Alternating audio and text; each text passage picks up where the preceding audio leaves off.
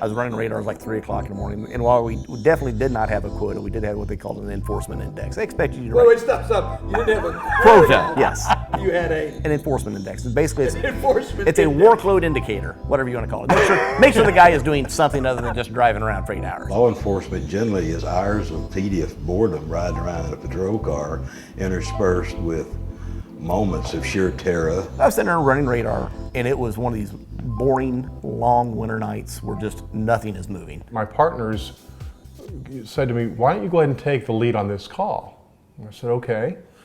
And they were kind of smirking. Finally, I see a car coming, and he looks like he's going a little bit fast. So I pulled up the thing, and yep, I've got him. He's speeding. He drives by me, and I pulled him over. And I said, have you been here before? And they went, oh, yeah. So we get to the door, and the man's waiting at the door, and they look up and go, hey, Ben, how you doing? And I look at him, so evidently they know the guy pretty well. And so I walked in, and Ben said, she's in the kitchen. I go up and make approach. It's a younger guy. And I said, I've been waiting for you all night. And he looks up to me and total deadpan says, I got here as fast as I could.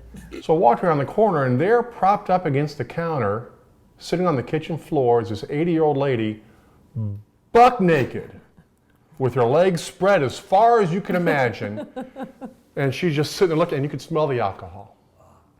And she looked at me and said, now, don't you boys look at my... And I looked at her, and I could hear my partners in the back trying not to laugh. You know, like I said, I've been waiting there for a long time. I really needed something so my bosses knew that I just didn't screw off the entire night. But yeah, all right, go on. You let him go because he said that. There's no way in the world I could have wrote that ticket. Yeah, no way in the world. We don't make fun of people's problems.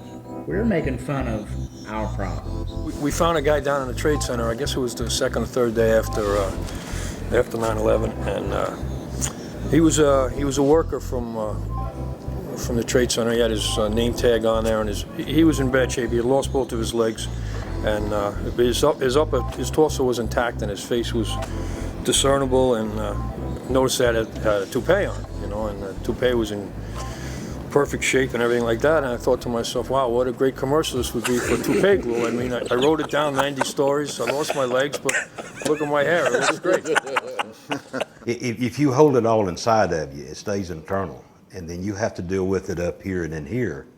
And then it's always a part of you. Suitable for fire. I felt bad about that, and I had to speak to somebody about that afterwards. But and he told me that was just a way of dealing with tragedy, and humor is good medicine. Why? I'm curious, if you don't mind sharing. Why did you think it was wrong to laugh about that? Well, I mean, the fella had died. It was a catastrophic situation, and I found to myself, I didn't share it with anybody. I found humor in a bad situation. Stuffing it, it's going to come out, sometimes in ways you don't want it to. So rather than stuff it, it's helpful to be able to navigate through it. I knew we had an interesting investigation started when I found 2 left hands. But when the divers got there and the coroner sent his people to remove the body, of course it was floating in the water, and I had to borrow a boat to get up and down the canal, and one of the guys says, can you give me a hand here? So I reached down in the water and handed him one. When you go out, it's life and death, and you got to make decisions right there on the spot. Oh yeah, without a doubt. But you're trained for that. You hope so. Looking at bodies that are decomposing and the suffering by the family, that takes a toll on a person, on anybody. It doesn't matter if you're a seasoned cop or not. We're in a serious business, but we can't take ourselves too seriously. It's just that simple. And we can't take each other too seriously either.